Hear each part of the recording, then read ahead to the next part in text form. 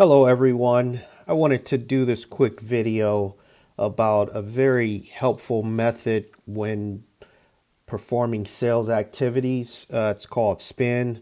It stands for situational, problem, implication, and need payoff. So what is SPIN selling? When it comes to preparing for a particular sales presentation, you have to know what the features and the benefits are of the product or service that you're trying to sell. One of the biggest things that you want to remember is that you need to relate all of those benefits and all of those features to whatever the customer needs. When giving a sales presentation, you need to think of yourself as an actor or performer because you need to communicate all of the excitement of purchasing or owning that particular product or service. As with all good actors, you have to practice your script or practice your lines. Anytime you give a feature of a product or a service, you have to remember that you want to relate all of the goodness of that product or service to whatever the customer needs. So this is where the SPIN method comes into hand. SPIN selling was developed in the early 2000s by Neil Rackham. It came from a book that he wrote after conducting over 35,000 research on sales calls. He developed the SPIN method to uncover all of those quality questions that a salesperson can use during a sales experience. By asking the right questions, there's going to be a higher probability of success of closing a sale or a deal. So those letters, like I said before, the SPIN, S is for situation, P is for problem, I is for implication, and N is for the need or the payoff. So let's start with the situation questions. Situation questions are used by a lot of salespeople to gain knowledge about what customers want and what they need. Sometimes if a salesperson starts asking too many questions, customers could become very irritated. So if you're trying to sell something like some type of equipment, some of the questions that you could ask are, what are you currently using?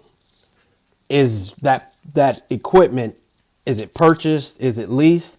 And how many people actually use it? So these questions, again, are used to collect facts about what the customer wants or the situation that they're in. And it also tells you what they want or might want.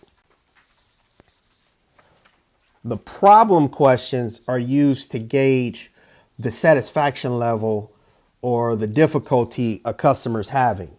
So when you get answers to these questions, it will direct you toward the core need of that prospective customer. So some of those examples of problem questions are, one good one is you want to know the satisfaction level. So you just ask them plainly, are you satisfied with the current equipment that you're using? You can also ask, how difficult is it to process orders with that present system or equipment? Or you can ask, what reliability problems does your equipment have right now? So again, you're trying to gauge how satisfied that customer is or that potential prospect is about what they're currently using. For the implication questions, those are used to probe consequences from the problem questions. So you're going to use these based off of what the problem questions are.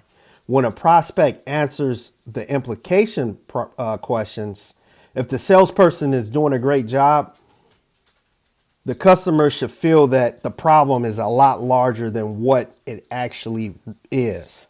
So you can ask implication questions like, does your overtime expense increase when your equipment goes down?